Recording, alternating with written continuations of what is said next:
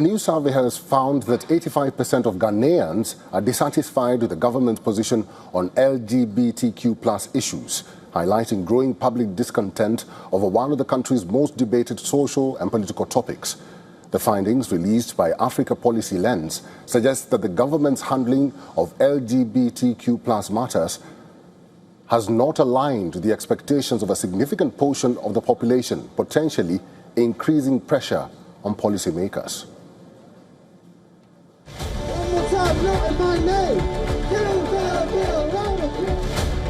That Africa is a strong continent.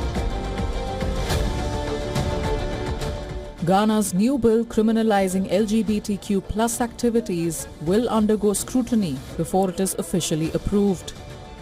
Speaking during a visit to the UK, President John Mahama said that his legal counsel and Attorney General would sit on it because it was a private member's motion and not a government bill. The bill passed by Parliament proposes up to 3 years imprisonment for identifying as lesbian, gay, bisexual, transgender or queer, and a duty to report prohibited acts to the police. It is the second time that such legislation has been backed by lawmakers. A similar bill was first introduced to Parliament in August 2021, after an LGBTQ+ resources centre was shut down in the capital. Mahama's predecessor, former President Nana Akufo-Addo, failed to give his assent to that version of the bill before leaving office last year. When it passed in the year 2024, it was challenged by multiple lawsuits at the Supreme Court, which Akufo-Addo used as a reason for not approving it. The bill was reintroduced in Parliament this year by a cross-party group of MPs. Honourable members, the Human Sexual Rights and Family Values Bill 2025 is duly read for the third time and passed.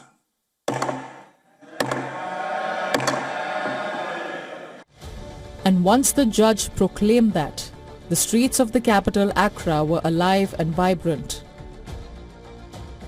Dozens of protesters marched to oppose Ghana's recently approved anti-LGBTQ bill, carrying placards reading "Love defines family, nothing else," and celebrating all Ghanaian families in our diversity. The demonstration came 1 week after Ghana's parliament approved legislation criminalising the promotion, funding or sponsorship of LGBTQ activities. It also coincided with the closing day of the 4th African Inter-Parliamentary Conference in Accra, where lawmakers from across the continent adopted the African Charter on Family, Sovereignty and Values. In the bill in Ghana, there is a part that requires families to report when they see that a family member may be queer or gay or lesbian or whatever it may be, and we don't think that that supports a family that we know. Our family protects, our family cures, our family helps people to grow in their true identity for whoever they are. So we believe that that bill will go against the true essence of family in our continent and in Ghana. Everybody is human, and every human being comes from a family.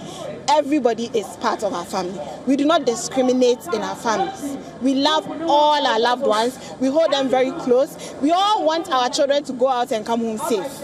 Nobody is praying for their child to go out there and die. That's what we are celebrating today, the solidarity of family, the differences in all the families that we have, not just the one mother, one father, 2.5 babies. The legislation is part of a broader push across parts of West Africa to tighten restrictions on sexual minorities. We believe that anything that harms any group of people is wrong. So any bill, any law across the continent that seems to restrict the rights of anybody is wrong. So the bill that is passed in Ghana is also wrong, and we don't subscribe to it. Ghana joins countries including Senegal and Burkina Faso that has strengthened anti-LGBTQ measures in recent years, with supporters arguing they protect cultural and religious values, while rights groups warn they increase discrimination and erode fundamental freedoms. Africa Bureau, WION World is One.